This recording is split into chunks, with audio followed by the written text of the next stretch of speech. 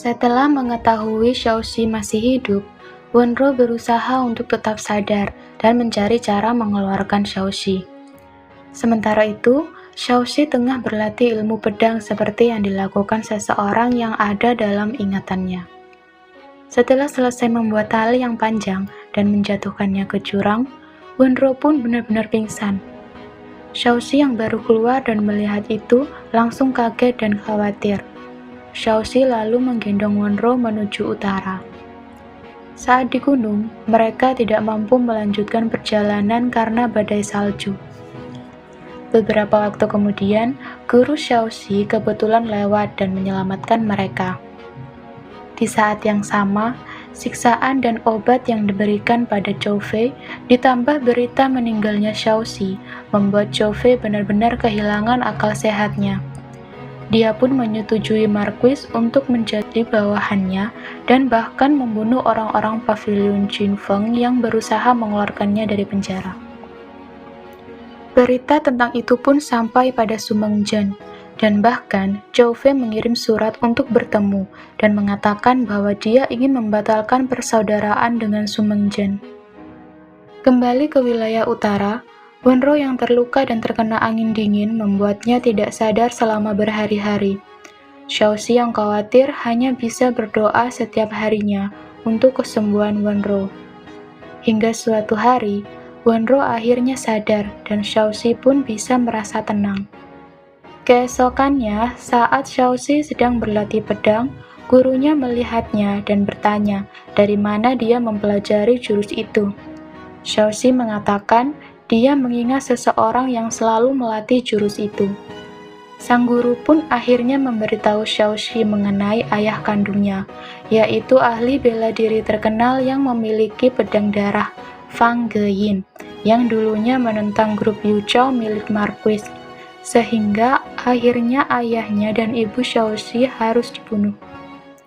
Kembali ke ibu kota, Zhou Fei mendatangi sekte Liu Fengban dan mengatakan pada Lei Jun bahwa dia bersedia membantunya melakukan apapun. Kemudian, Zhou Fei membawa Lei Jun menemui Marquis untuk meminta Marquis membiarkan dia menikahi Lei Jun. Penolakan Lei Jun jelas tidak ada gunanya. Malam harinya, Lei Jun merasa tidak ada jalan keluar baginya, sehingga dia meminta ketua Di untuk meninggalkan sekte demi keselamatan. Di utara, Xiaoxi mengajak Wenro pergi keluar, dan di sana, Xiaoxi mengutarakan perasaannya dan melamar Wenro. Keesokannya, hari pernikahan telah tiba. Di ibu kota, Zhou Fei dan Lei Jun melangsungkan pernikahan dengan megah. Sedangkan Xiaoxi dan Wenro melangsungkan pernikahan di saat yang sama dengan bahagia. Tapi Lei Jun sama sekali tidak senang dengan pernikahannya, karena dia masih memiliki perasaan pada Su Mengzhen. Zhou Fei yang melihat Lei Jun masih menyimpan kalung dari Su Mengzhen, langsung marah dan melempar kalung itu sampai hancur. Pasangan ini memang berbeda dengan pasangan Xiaoxi dan Wenro yang begitu bahagia dan berjanji akan terus saling bersama. Keesokan harinya, Zhou Fei membawa Lei Jun ke pavilion Jinfeng dengan menggunakan baju pernikahan, dengan tujuan membuat Su Mengzhen semakin sedih dan terluka. Hal buruk terus saja muncul pada pavilion Jinfeng, sampai suatu kabar baik tiba, yaitu kabar mengenai Xiaoxi yang masih hidup. Hal ini kembali memunculkan harapan pada Su Mengzhen dan yang lain.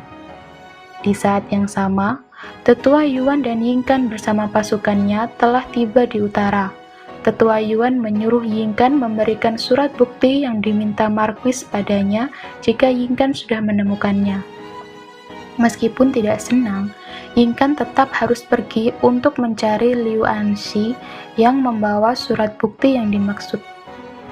Tidak lama, Yingkan menangkap beberapa orang untuk diinterogasi mengenai di mana keberadaan Liu Anxi. Namun, dua dari mereka dibuat jatuh ke danau yang dingin karena tidak mau mengaku. Sedangkan salah satu dari mereka yang ketakutan akhirnya memberikan informasi tentang Liu Anxi. Namun, dia tetap saja dibunuh. Xiaoxi yang mengetahui kedatangan musuh segera menjemput Liu Anxi. Di jalan, Xiaoxi bertemu dengan Ketua Di yang hendak membalas dendam untuk Lei Chun pada Yingkan. Lalu mereka berdua pun berpisah. Beberapa waktu kemudian, Xiaoxi menemukan Liu Anxi beserta rombongan yang sedang istirahat.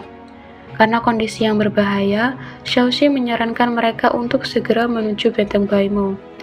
Ketika telah sampai, orang-orang di sana sudah mati, kecuali si jenggot besar. Dia memberitahu bahwa guru Xiaoxi dan Wenro dibawa oleh tetua Yuan. Xiaoxi pun bergegas menyelamatkan mereka.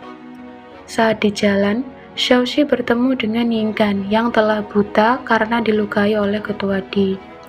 Namun, Yingkan masih sanggup menantang Xiaoxi. Xiaoxi yang ingin membalas kematian ayahnya pun menyerang Yingkan untuk mematahkan pedang darah. Tidak disangka, dalam pedang darah tersembunyi surat bukti yang selama ini dicari. Ketika telah bertemu tetua Yuan, pertarungan sengit pun tidak bisa dihindari. Pada akhirnya, Xiaoxi harus memilih untuk menyelamatkan nyawa Wenro atau gurunya.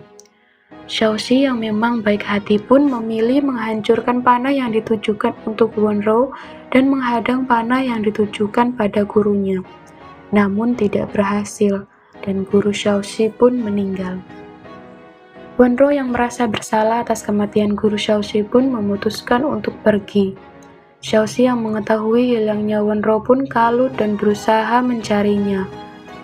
Di jalan, dia bertemu mayat ketua Di yang sudah membeku dan menguburkannya.